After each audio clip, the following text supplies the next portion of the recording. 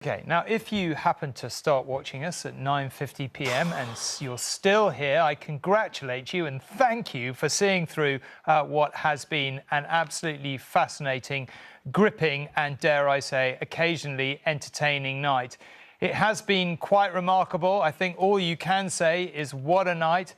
Massive Labour majority, but not on a huge vote share. Terrible result for the Tories, which ended up being not quite as bad as we expected. That's all we have time for. I hand you over to GMB. Thank you. Thanks, Tom. You join us as Britain wakes up to a decisive Labour victory, putting Sir Keir Starmer in number 10.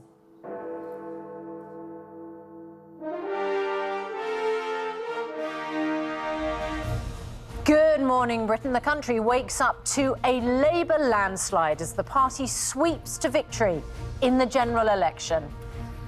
It's a historic moment for Sir Keir Starmer, on a par with Tony Blair's win in 1997.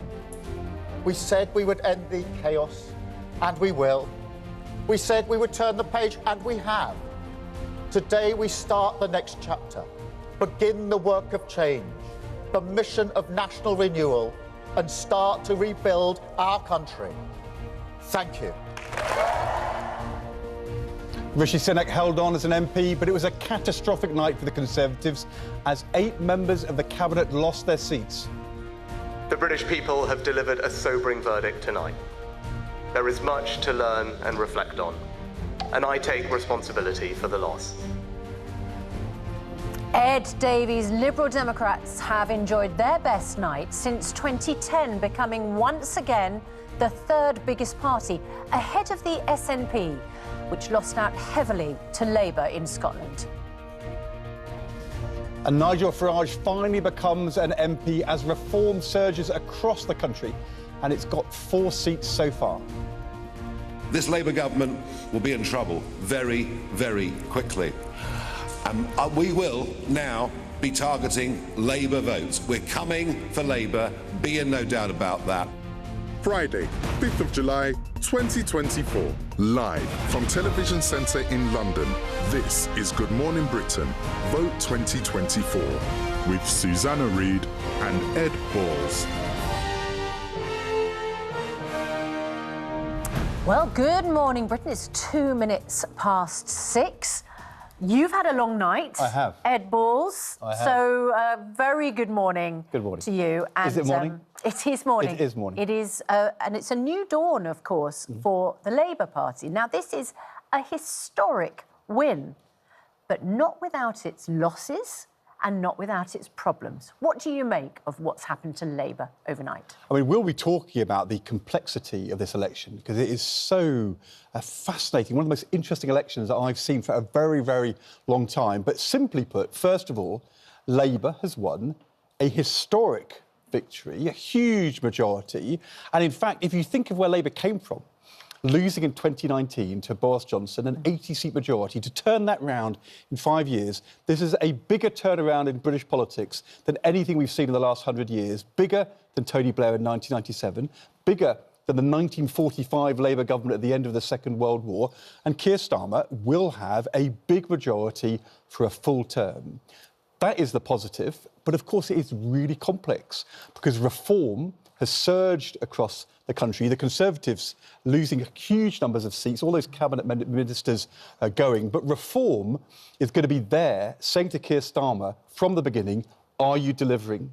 What's happening to the cost of living? What's happening to growth? What's happening to public services? And then on the other flank for Keir Starmer, what we saw in this election was the Greens doing much better than expected, some independents doing much better, and actually 2 different shadow cabinet members in Bristol Central, Fayam Debonair, who thought she was going to be a cabinet minister today. She is out, a huge loss to the Greens. And then Jonathan Ashworth in Leicester, the deputy campaign coordinator, been on our show loads of times in the last few weeks, thought he was going to be a cabinet minister. He lost to an independent standing there opposing the Israeli action in Gaza, opposing Keir Starmer's support for what Israel has been doing in Gaza.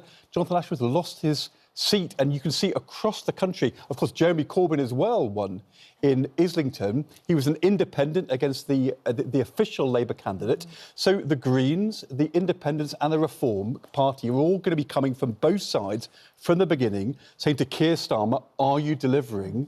And Keir Starmer and Rachel Reid, who is likely to be the new Chancellor, will be governing at a time when the economic outlook looks poor and the public finances are in a bad state. And there's 8 million people waiting on NHS waiting times. Are they going to come down? So, you know, if you were Keir Starmer and Rachel Reid, are you thinking 170 majority, 2 terms, all going to be easy? Absolutely not. They will be thinking, and this is a terrible thing to say to you, Susanna, the next general election starts today. They're going to be thinking about the next poll from the beginning. And will Labour win a second majority in 4 years' time? Well, I don't think anybody will take that for granted now. Well, we have an extended programme for you this morning. We are on air until 9:25 and we have an unrivalled panel of guests. We are expecting the result in the former Prime Minister Liz Truss's seat in Norfolk, South West. So as soon as we get that, we will bring that to you, because this morning there has been the felling of a huge number of Conservative big beasts. We have seen Penny Mordaunt, a Conservative leadership challenger, we thought. She lost her seat. We've seen the Justice Secretary, Alex Chalk, lose his seat. We've seen the Defence Secretary, Grant Shapps, lose his seat as well. We will speak to Kwasi Kwarteng, Liz Truss's Chancellor, on this programme this morning. We're going to also speak to Gito Harry, who was the Communications Director for former Prime Minister Boris Johnson. He's going to be on the programme this morning. So do not miss a beat, because it has been an extraordinary night. So Keir Starmer becomes Britain's next Prime Minister after Labour win that landslide victory. Rishi Sunak said he's called Sir Keir Starmer overnight and already congratulated him on his victory. As Susanna said, the Defence Secretary Grant Shapps and Commons leader Penny Mordaunt both lost their seats to Labour. And the Liberal Democrats beat the Education Secretary Gillian Keegan too. The former Business Secretary Jacob Rees-Mogg is also out. Yeah, and Reform UK's leader Nigel Farage has become an MP. It is, of course, on the 8th time of trying, but it is a hugely significant result for him, and he won a majority of more than 8,000 in Clacton.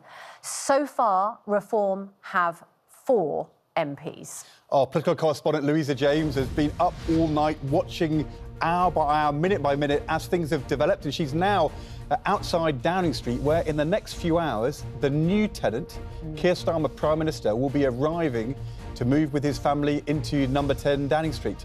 And Charlotte's also going to be keeping us across the winners and losers throughout the morning.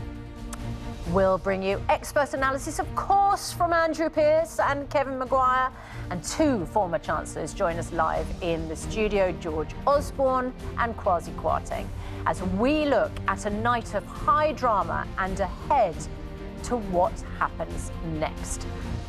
Lorna Shaddock has the latest on a historic win for Labour and a disastrous one for the Conservatives.